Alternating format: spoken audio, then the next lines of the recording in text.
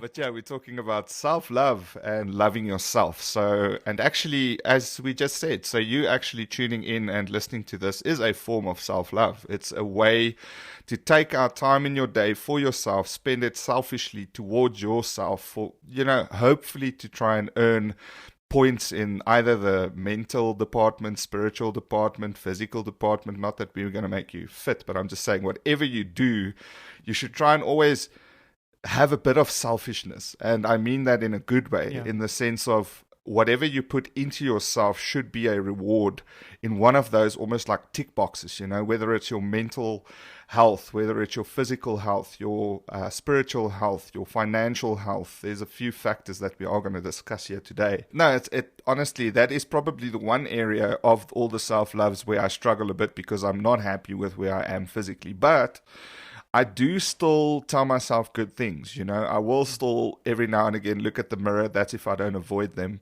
altogether. But I will try and dress up nicely, the things that I kind of can control. I will still wake up every morning, do my hair, get a nice, work shirt, some dressed shoes sometimes if we go out.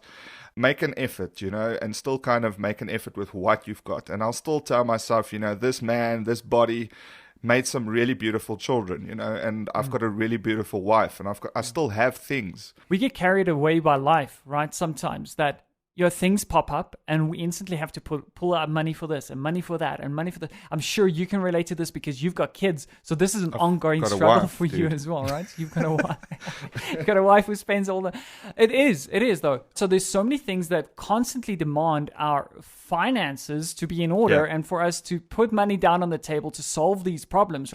But how often do we actually look at ourselves and say, you know what? I'm going to put aside your $500 a month or $50 a month or $20 a month to look after myself, right? So to go and treat myself, to go and buy something that will mentally stimulate me. Then you realize, and I've realized this for so many of some of these, let's say, acquaintances, that they have another life behind the scenes and they might not have it that great, They might be suffering spiritually. They might have a very bad health condition that we were never aware of. They might be getting divorced, and one of the friends that's super successful had his job under pressure not too long ago. And, he had a bit of a niche kind of field that he works in. So it's not a case of, but you can just go and earn that same cash somewhere else. He loses that job, he's quite screwed, So we have to stop comparing ourselves, and just self-love is a selfish thing. It's something about you and you're alone. Stop worrying so much about what's going on around you, what other people are doing, and just focus on yourself and be the best you can be with what you have. If you've derived some great value from our show thus far, please take a second to rate and review us on the platform that you're tuned in on. This will really help us to grow the show and reach more and more people, to spread the positivity and change more and more lives. So it will literally just take you a second to rate and review us, and who knows, perhaps you could directly be responsible for changing someone's life today. We look forward to seeing you guys in the next one. Until then, cheers.